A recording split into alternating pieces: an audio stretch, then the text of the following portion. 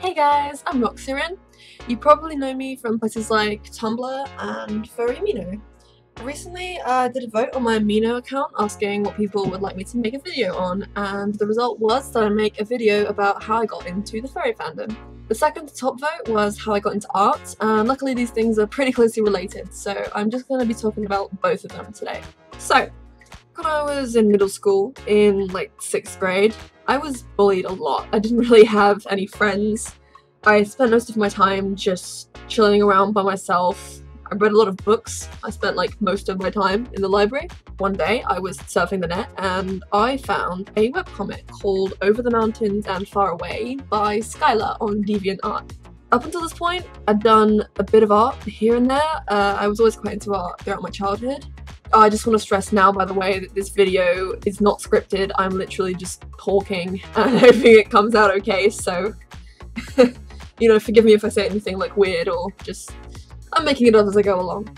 Anyway, so yeah, up until this point, I hadn't really considered art as a career or anything like that. I just always loved animals, and drawing is kind of cool, I guess. And I was considering a career in veterinary, actually. I was like, yep, I want to be a vet, that's what I want to do. So I find Over the Mountains and Far Away, and I see it, and I'm just like, oh man, I want to learn to draw wolves like that.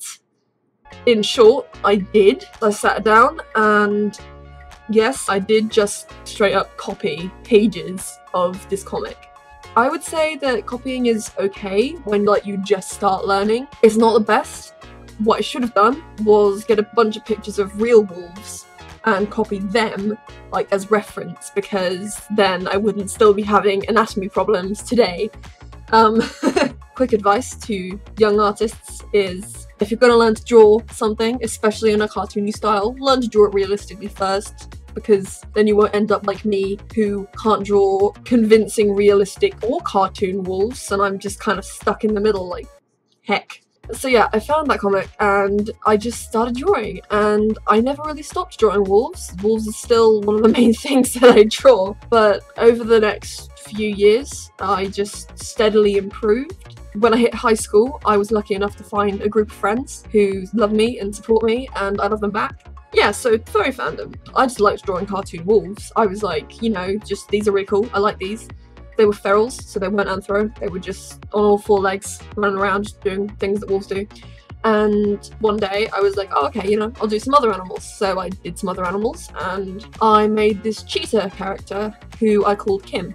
And Kim, she was really sweet. One day I was like, oh okay, so why don't I draw Kim as like a human? But then I got stuck because I'd never actually drawn a human before, and I was like, oh, humans are hard. Human faces are like really hard. So what I did was I was like, oh okay, well I'll take this picture of like a person and I'll reference that for the body. But because I can't really draw human faces and it will look bad no matter what I do, I will just draw a cheetah face on the human and give her a tail, and there we go, it's like a human cheetah. And it looked really cool, and I was like, oh that's neat. Then out of curiosity I googled human animals and I found furry artwork, and I was like, oh people do this already? And I just started posting my art, and I got more and more into the fandom. I found out like what fursuits were, and that people went to these massive conventions where they all met up.